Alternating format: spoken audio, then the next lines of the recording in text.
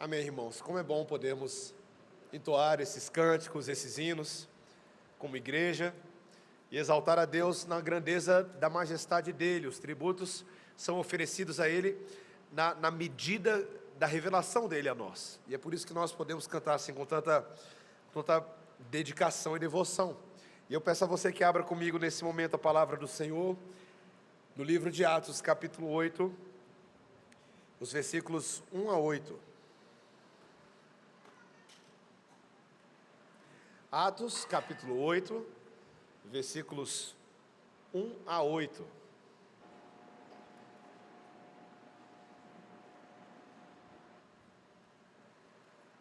capítulo 8 marca um dos pontos de virada na narrativa do livro de Atos, introduzindo novas cenas, novos personagens, e continua contando a história da redenção para nós, e nos encorajando no chamado de entendermos qual era a pregação dos apóstolos e qual deve ser também a natureza da nossa fé e da nossa pregação. Acompanhe comigo a leitura dos versículos 1 a 8, que dizem assim: E Saulo consentia na sua morte. Naquele dia, levantou-se grande perseguição contra a igreja em Jerusalém, e todos, exceto os apóstolos, foram dispersos pelas regiões da Judéia e Samaria. Alguns homens piedosos sepultaram Estevão e fizeram grande pranto sobre ele. Saulo, porém, assolava a igreja, entrando pelas casas e arrastando homens e mulheres, encerrava-os no cárcere. Entre mentes, os que foram dispersos iam por toda parte pregando a palavra. Filipe, descendo à cidade de Samaria, anunciava-lhes a Cristo. As multidões atendiam unânimes às coisas que Filipe dizia, ouvindo-as e vendo os sinais que ele operava. Pois os espíritos imundos de muitos possessos saíam gritando em alta voz, e muitos paralíticos e coxos foram curados. E houve grande alegria naquela cidade. Essa é a palavra do Senhor. Vamos orar mais uma vez, irmãos. Ó Espírito Santo de Deus, nós estamos reunidos aqui hoje para ouvir a Tua voz, e precisamos ouvi-la, Senhor. Precisamos que o Espírito Santo nos conduza em toda a sabedoria, em toda a verdade, e nos estimule, Senhor, a aprender, a crer e a amar a Deus, praticando a Tua lei, proclamando a Tua verdade. Ajuda-nos a compreender a Tua palavra, em nome de Jesus. Amém. Posso pedir para aumentar um pouquinho só esse retorno aqui? Meus irmãos, na nossa experiência cotidiana, tem muita coisa que se espalha e acaba atrapalhando nossa vida, né? Você sabe do que eu estou falando? Os pais aqui, quando os brinquedos das crianças se espalham pela casa, e você de madrugada precisa ir à cozinha para pegar apenas um copo de água, e você vai pisando no lego aqui, no lego acolá, no lego alhures, e machuca o seu pé. Brinquedos espalhados podem ser uma dor de cabeça. Tem muita coisa espalhada nesse mundo que dá dor de cabeça. Fake news espalhada, boatos, rumores, notícias falsas geram problemas para sociedades inteiras. Doenças contagiosas, quando se espalham, quando não são contidas, podem ser muito problemáticas. Mas ao mesmo tempo, meus irmãos, tem muita coisa que se espalha, que precisa ser espalhada para causar os efeitos benéficos que ela se propõe a fazer. E como ilustração de abertura do sermão, as crianças podem desenhar aí uma abelhinha voando entre as flores, crianças, tá? Vocês têm aí o papelzinho de vocês, podem desenhar uma abelhinha. Sabe por quê, meus irmãos? Eu me lembro das minhas aulas de biologia, quando nós aprendemos sobre a polinização das flores, lembra? As abelhas iam lá, se alimentavam do néctar de uma flor, e à medida que ela estava fazendo aquilo, o pólen daquela flor grudava na abelha, e naquelas partes mais veludas dela, e aí à medida que ela ia para outra flor, ela levava o pólen dessa flor para aquela, e acontecia então essa polinização, que é tão necessária, né? O pólen encontra ali com o aparelho reprodutor daquela flor, o estigma, e então você passa a ter a produção de sementes, e o espalhamento da vegetação por meio desse processo, na qual a abelha é uma missionariazinha. E esse texto de hoje está falando sobre isso, meus irmãos, sobre essa polinização do Evangelho, quando Deus ativa as suas abelhas. e faz elas se espalharem em meio ao jardim desse mundo, de uma maneira que muitas vezes não é a forma como elas gostariam de ser enviadas. Um Deus que, curiosamente, meus irmãos, faz o pólen do Evangelho ser carregado e espalhado de maneiras às vezes curiosas, atípicas aos nossos olhos, mas cujo fruto é guiado pela ação soberana de Deus, que faz o seu Evangelho chegar a lugares impensados, pessoas absolutamente impensadas, porque Ele tem eleitos de muitos apriscos que estão sendo trazidos para baixo do governo do pastoreio e do cajado do bom pastor Jesus. E o texto de hoje nos mostra essa nossa participação nesse processo, nessa polinização do Evangelho. E eu gostaria de mostrar isso, meus irmãos, mostrando as duas cenas que compõem essa narrativa de Atos nesses 8 versículos. O lado negativo, em primeiro lugar, que fala da adversidade e da perseguição com a qual temos que lidar. Mas, em segundo lugar também, a curiosa dispersão que vai se seguir desse processo. Tá? Então, em primeiro lugar, como seguir em frente diante da perseguição e da adversidade? O capítulo 8 de Atos, meus irmãos, ele começa com um registro sombrio, um registro importante e antecipatório de um dos personagens mais centrais do livro de Atos e de todo o Novo Testamento, o famoso Saulo de Tarso, que nos é apresentado aqui como "e Saulo consentia na sua morte". Nós somos apresentados a Saulo como um personagem que consentiu com a morte de Estevão. Nesse momento, Saulo ainda não era nenhum herói, tá, meus irmãos? Ele era um vilão, bem vilão mesmo, que supervisionava a morte de um dos homens mais piedosos da comunidade de crentes que se formava ali. Estevão estava morrendo na supervisão de Paulo. Estevão, cujo testemunho era de ser um homem cheio do Espírito, cheio de sabedoria, mas que acabara de sofrer uma morte impiedosa.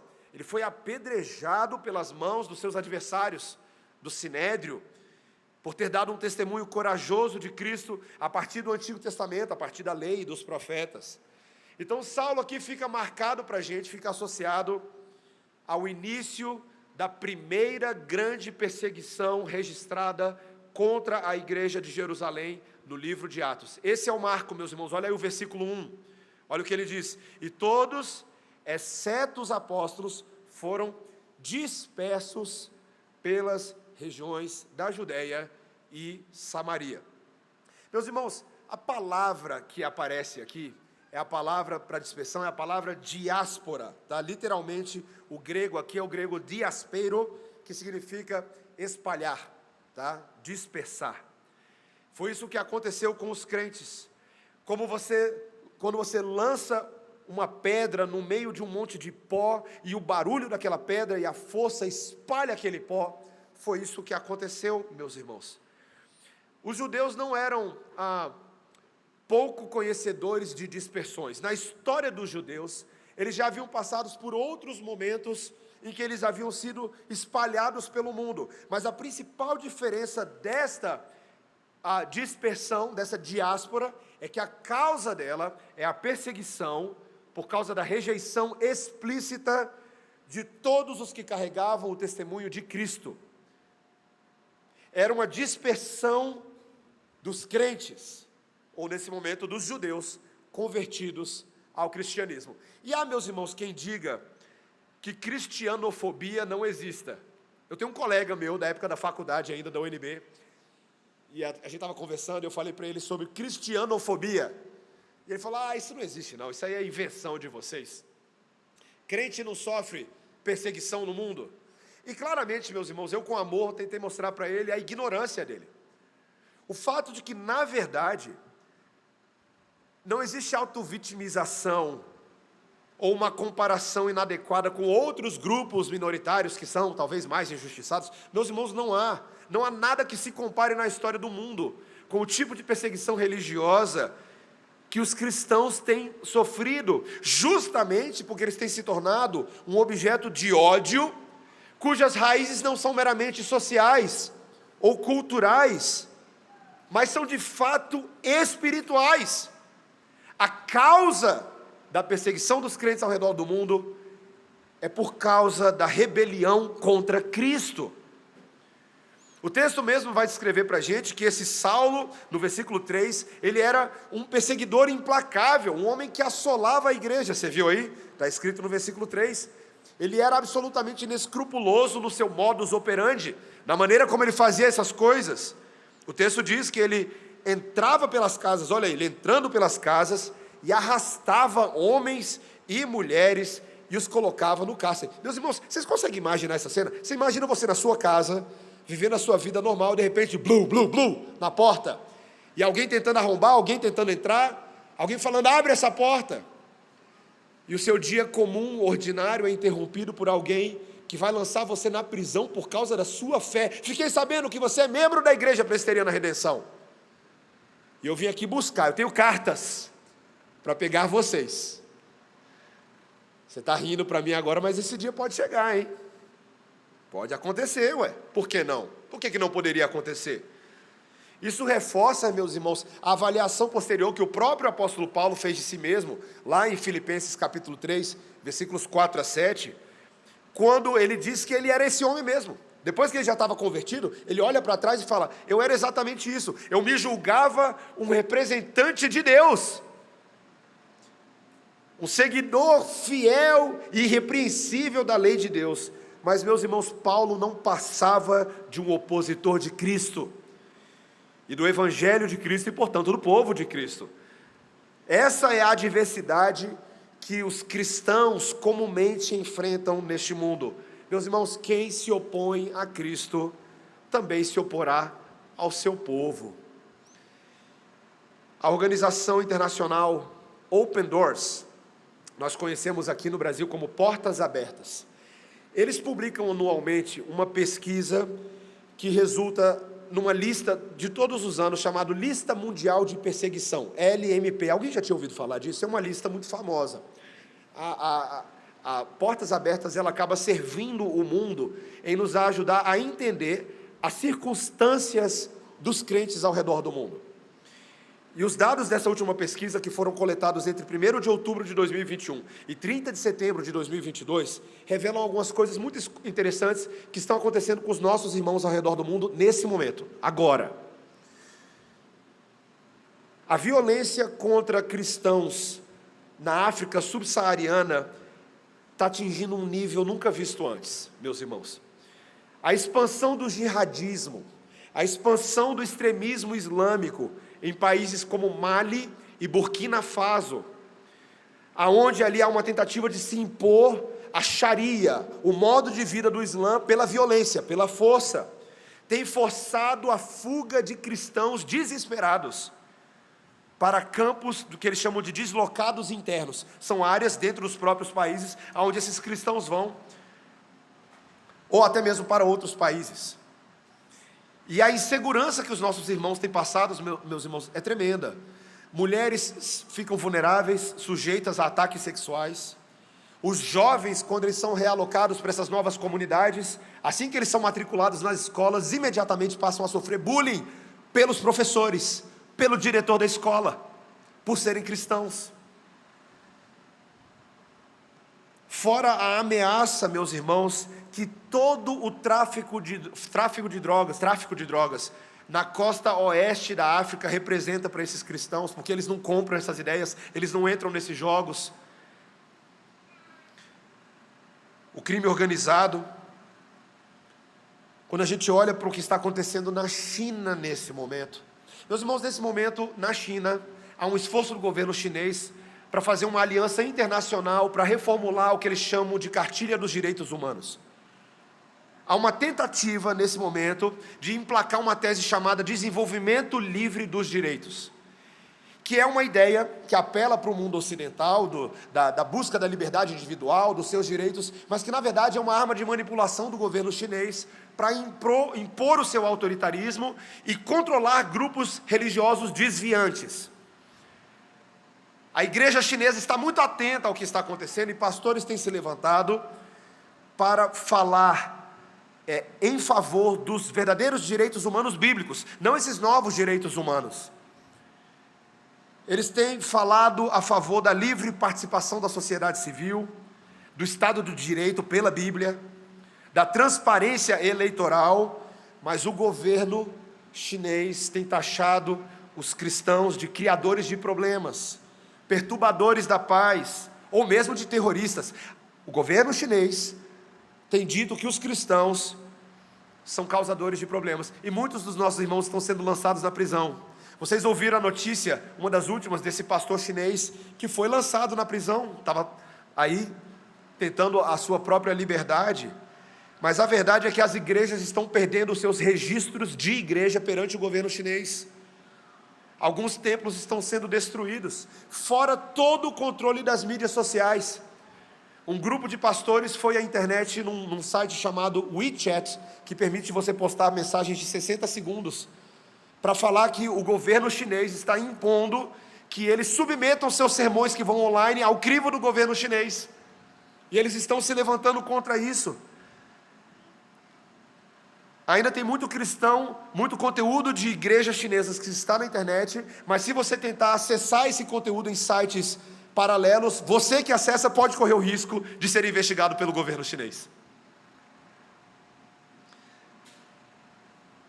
E para não ficar muito longe da gente, aqui na América Latina, nós já tínhamos 3 países que estavam elencados na lista da LMP. Esses 3 países eram Colômbia, Cuba e México, entre os 50 países do mundo com maior perseguição de cristãos.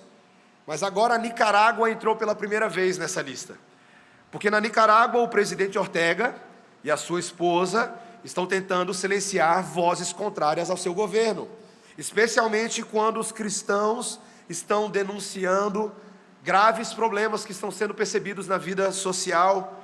E o que está fazendo? Está sobrando para as igrejas, meus irmãos.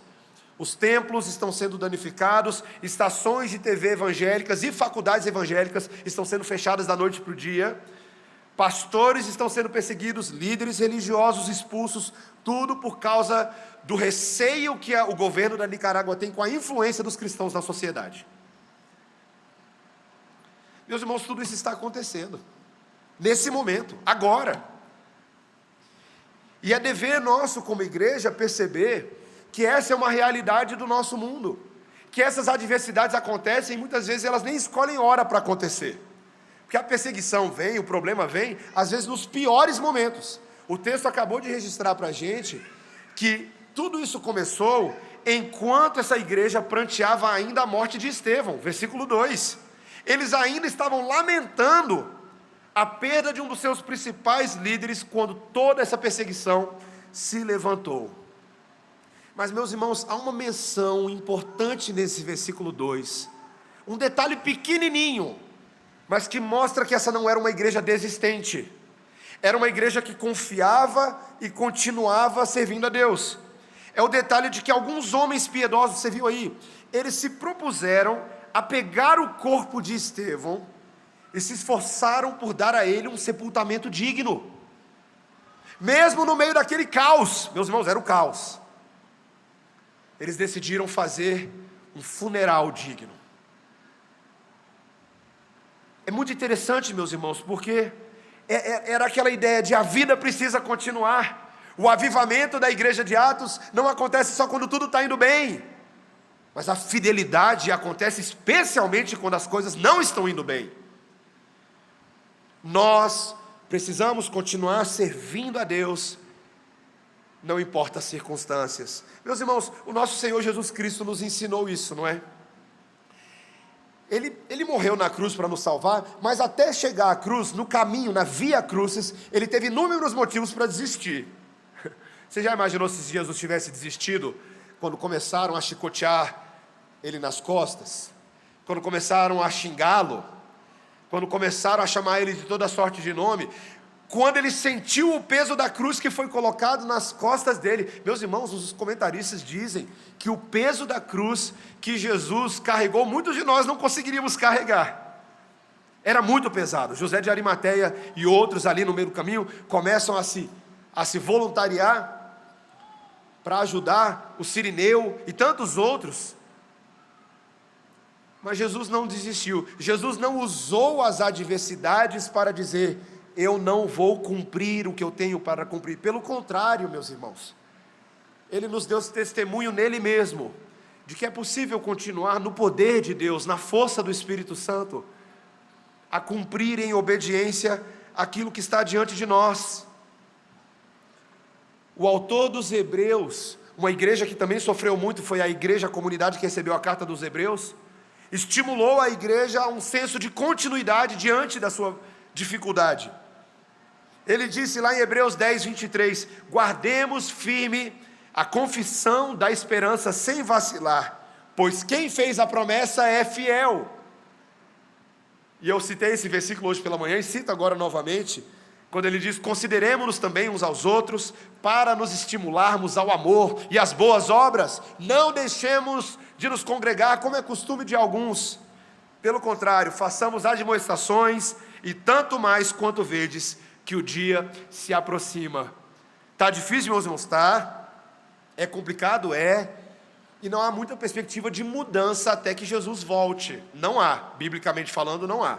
Eu sei que meus irmãos pós-milenistas podem discordar um pouquinho de mim aqui, agora, mas meus irmãos pós-milenistas, nesse ponto, vocês estão errados.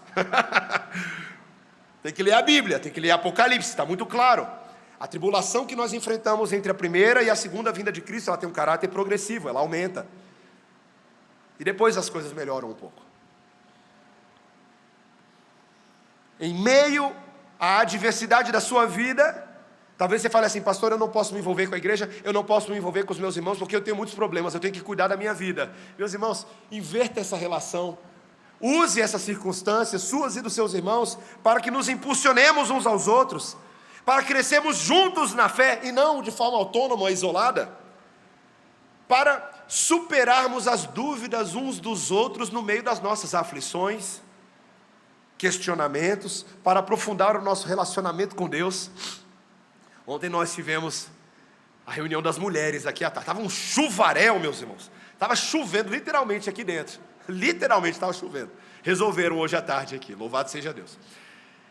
E aí eu estava na reunião do presbitério lá dentro, e quando eu vim para cá com o bispo, quando eu olhei, eu vi a Kedma, ela estava aqui na reunião das mulheres, tive que segurar minhas lágrimas, porque ver essa irmã enlutada e viúva, servindo a Deus com as mulheres, é porque há um senso de continuidade, meus irmãos, a vida continua, não é? E nós precisamos cuidar uns dos outros. Foi muito bonito ver as mulheres abraçando ela, cuidando dela, dando atenção a ela, porque é exatamente isso, meus irmãos, que o Espírito Santo de Deus espera de mim e de você, que nós façamos isso uns pelos outros. Mas nós vamos lidar assim, meus irmãos, com perseguição, nós vamos lidar com adversidade, faz parte do nosso chamado para sermos discípulos de Cristo. Mas em segundo e último lugar, existe aqui em segundo lugar, no texto e para as nossas vidas, uma curiosa dispersão que Deus faz dentro dessa adversidade para alcançar e salvar os povos. Segundo lugar, a curiosa dispersão que alcança e salva inimigos. Nos versículos 4 a 8. A partir do versículo 4, meus irmãos, veja aí que algo curioso aconteceu nesse momento. Olha aí. Entre mentes, os que foram dispersos iam por toda parte pregando a palavra. Meus irmãos, esses mesmos cristãos da igreja primitiva que estavam sofrendo, que estavam penando, que estavam fugindo, à medida que eles foram sendo espalhados, o que eles foram fazer? Eles foram pregar a palavra, eles carregavam consigo o testemunho de Cristo. É curioso, porque até outro dia, esses judeus e gentios, eles não eram crentes. Aí Jesus vem, seleciona 12 apóstolos e envia esses apóstolos às cidades da Judeia. Eles pregam o evangelho e os judeus começam a se converter. Os gentios começam a se converter. Agora esses mesmos judeus são espalhados e eles se tornam pregadores da palavra a outros povos, a outras regiões circunvizinhas. E assim, meus irmãos, vai se cumprindo aquilo que Jesus disse que ia acontecer em Atos capítulo 1, versículo 8.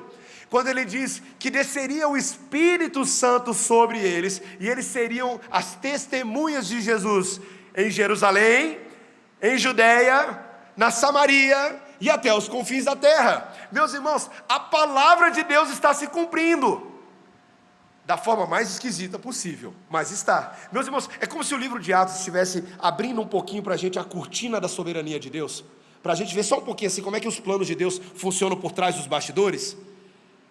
E Deus está mostrando para a gente que Ele usa a perseguição como uma agência missionária. Deus usa a perseguição como uma agência missionária. Meus irmãos, é muito esquisito isso, porque ninguém quer fazer parte dessa organização missionária da perseguição, né? IPP, Igreja Presbiteriana da Perseguição Missionária. Mas você está sendo missionário dela. Você está sendo enviado. Meus irmãos, e aqui me permita fazer uma pequena aplicação pastoral para a gente. A verdade é que às vezes é necessário um pouco de desconforto para a gente se movimentar. Não é verdade? O miserável sabe que ele precisa ir no dentista, mas ele não vai nunca. Aí aparece uma mancha no dente, uma cárie do tamanho da boca dele. E começa a doer, ele não consegue comer pizza com o pessoal na igreja no final do culto, porque ele fala, gente, está doendo a minha boca. Para quê? Para ele ir na miséria do dentista aquela semana. Meus irmãos, Deus manda desconforto, porque desconforto no fim das contas é bom. É ruim, mas é bom, mas é ruim. Deus faz isso com as causas mais importantes, que são as causas do seu reino. Ele faz o povo se movimentar a partir de situações complicadas. Essa semana nós tivemos a celebração do Dia de Ação de Graças. Foi uma linda festa que nós tivemos aqui na igreja. E o convidado especial, nosso devocioneiro aqui, foi o diretor da BIS, da Brazilian International School, o Skip Holtz. E ele contou um pouquinho a história de como surgiu o Dia de Ação de Graças. Ele contou para a gente que os ingleses estavam sendo perseguidos pela coroa católica no início do século XVII, por volta do ano 1610 a 1615. A perseguição que os protestantes ingleses estavam sofrendo, meus irmãos, era terrível, era tamanha.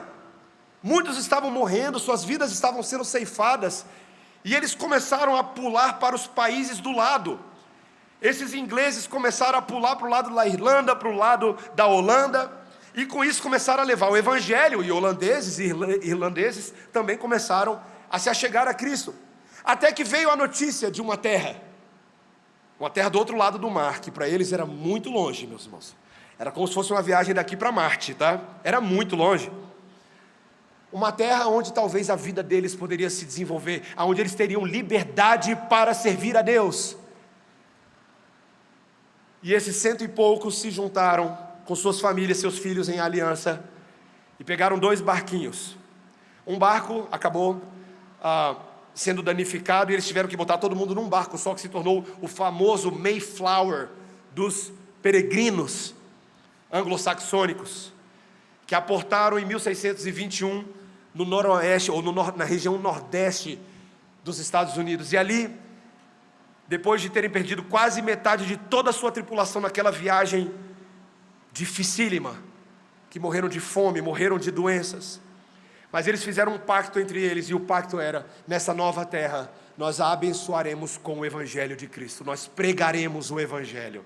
A perseguição da coroa contra os protestantes na Inglaterra foi a causa pela qual os Estados Unidos recebeu o Evangelho de Cristo. E a partir dos Estados Unidos, nós recebemos e tantos outros receberam. Até hoje, de fato, a nação mais missionária do mundo são os Estados Unidos da América. Meus irmãos, Deus faz isso.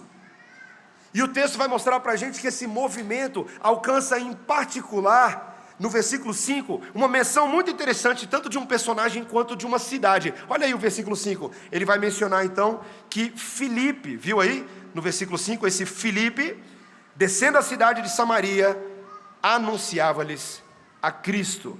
Esse Filipe, meus irmãos, não era um dos apóstolos, era um daqueles da equipe dos diáconos que foi eleita no capítulo 6, que Estevão era um desses homens também. Mas o texto diz então que ele vai para a cidade de Samaria. E por que Samaria é tão importante? Você percebeu que Samaria já foi citada algumas vezes aqui, né? E sereis minha testemunha em Jerusalém, Judeia, Samaria. Por que Samaria é destacada? Meus irmãos, Israel era dividido em 3 regiões principais, tá? Historicamente, na divisão do reino de Israel, você tinha a região do norte, que era a região da Galileia. No meio você tinha a região da Samaria, e ao sul o reino de Judá. E a cidade de Samaria, que era de fato também a capital da região da Samaria, foi a capital do reino do norte nos dias do reino dividido, até que ela foi conquistada pela Síria no ano 722. E durante essa guerra, meus irmãos, o rei assírio ele fez vários cativos e levou a parte mais rica da população, deixando os pobres na terra. E ele reassentou a terra com outros estrangeiros. E esses estrangeiros chegaram e se misturaram com esses judeus permanecentes na terra e se tornaram uma população mestiça, que foram chamados de samaritanos. E os judeus, por causa dessa característica racial, étnica dos samaritanos, não consideravam eles judeus verdadeiros. Havia uma grande inimizade histórica que surgiu entre Judá e o reino do norte, a Samaria. E essa grande inimizade levou a um ódio intenso, meus irmãos. Samaritano para judeu era considerado cachorro, era considerado um povo abominável. Mas Jesus tinha um plano para os samaritanos. Porque você se lembra que lá em João 4, Jesus estava num poço, num certo horário, e esse poço ficava dentro do território dos samaritanos. Os discípulos não entenderam muito aquilo. Por que Jesus, que poderia seguir o caminho daqui para lá, por aqui, decidiu desviar por dentro do território da Samaria? Mas ele tinha um encontro com uma mulher, e ele revelou o evangelho para aquela mulher, que por sua vez foi à cidade de Samaria, e trouxe todo mundo aos pés de Jesus, e eles ouviram e creram. E agora, meus irmãos, novamente, nós temos Filipe descendo a Samaria, e meus irmãos, o texto diz que esses inimigos de Israel, o versículo 6 diz, que eles atendiam unânimes as coisas que Filipe dizia, ouvindo-as e vendo os sinais que ele operava. Meus irmãos, a glória de Deus se manifestou entre os samaritanos, eram trazidos os endemoniados. E Filipe, meus irmãos, Filipe não era apóstolo. É muito interessante aqui porque ele estava agindo como se fosse um procurador dos apóstolos. Os apóstolos ficaram lá em Jerusalém, mas Filipe, no poder do Espírito Santo, foi um instrumento para exorcizar aqueles demônios, para realizar sinais, prodígios, milagres, para pregar o evangelho com intrepidez. Muitos paralíticos e coxos foram curados, e o versículo 8 nos diz que houve grande alegria naquela cidade. Meus irmãos, para um israelita ver tudo aquilo acontecer era muito estranho, era muito difícil, porque talvez na cabeça deles eles pensassem, esses samaritanos não merecem, eles sabem quem eles são. Por que a graça de Deus está andando nessa direção impensada junto a esse povo impensado? Meus irmãos, quem provavelmente pensou desse jeitinho foi um jovem profeta chamado Jonas, que teve que lidar com os assírios que conquistaram os samaritanos, lá naqueles anos. Quando Deus vira e fala, eu quero que você vá à cidade de Nínive, que era basicamente da Síria, e que você pregue contra eles. Jonas falou, não, isso eu não faço. História vai, história vem, grande peixe na história, né? Jonas vai parar na barriga do grande peixe, que não era apenas um juízo de Deus sobre Jonas, era um transporte para ele ser cuspido mais perto de Nínive. E ele faz votos a Deus, ele fala, Deus, se você me tirar dessa, o que votei cumprirei, a salvação pertence ao Senhor. E Deus vai lá dar uma segunda chance, o peixe faz, e ele vai pregar. E ele anda aquela cidade, distância de 3 dias, e ele prega de dia e de noite. Eu não sei, meus irmãos, se Jonas estava de muito boa vontade para pregar, não, tá? Talvez tenha sido aquela pregação, não passou que não preparou muito bem o sermão assim, tá? Sabe, tá meio de má vontade, não vai. É o seguinte, Deus mandou eu vir aqui e eu tenho que falar algumas coisas para vocês. Mas a verdade é que Deus usou aquele profeta obstinado e a pregação dele. E o texto nos diz lá em Jonas capítulo 3, versículo 5, que o rei de Nínive convocou um jejum, porque o coração dele, o coração dos ninivitas, foram tão constrangidos pela pregação de Jonas, que eles se converteram. Meus irmãos, o povo mais violento, conhecido pela sua crueldade, conhecido pela sua adversidade em relação aos israelitas, foi alcançado. O jejum foi tão forte e o avivamento foi tão grande que mandaram vestir com saco de cinza até os animais. Você imagina jumentinho com saco de cinza andando? Porque, meus irmãos, tudo isso serve para mostrar a capacidade e a grandeza do poder de Deus para converter até os inimigos mais improváveis, como você e eu. como você e eu. Meus irmãos, a misericórdia e o alcance da oferta do perdão de Deus não leva em consideração o histórico, a bagagem, a reputação de uma nação. Sabe por quê? Porque Isaías, nós lemos hoje no capítulo 42, Isaías fez questão de nos mostrar que Cristo, o servo sofredor, ele governa sobre toda a terra. Todas as nações estão debaixo do poder e desse governo total de Deus, mesmo aquelas que não o reconhecem. Não há etnia, não há país que fique isento da responsabilidade de prestar honra e tributo ao Senhor da terra. E é justamente a grandeza de Deus que revela também a grandeza da sua graça, para fazer o Evangelho andar na direção dos confins da terra. Nós lemos aqui hoje, no texto de Isaías, quando o cântico de Isaías é: cantai ao Senhor um cântico novo, e o seu louvor até as extremidades da terra, vós, os que navegais pelo mar, e tudo quanto há nele. Ou seja, o Evangelho alcança quem está na terra, quem está no mar, seja pirata, seja marinheiro, alcança todo mundo. Vós que estão na terra e seus moradores, alcem a voz o deserto. Os que estão no deserto também podem louvar. As suas cidades, as aldeias habitadas por Quedar, exultem os que habitam nas rochas, nas fendas, nas cavernas. Que clamem de cima dos montes, que clamem do fundo dos vales. Deem honra ao Senhor e anunciem a sua glória nas terras do mar. Meus irmãos, tudo isso só seria possível porque o valente de Deus, o servo ungido, estava disposto a ir na direção dessas pessoas. O Evangelho de Jesus ia entrar nas frestinhas das cavernas, nos vales dos desertos, nas regiões mais inóspitas desse mundo, nas mais frias e nas mais quentes, como Brasília e Cuiabá.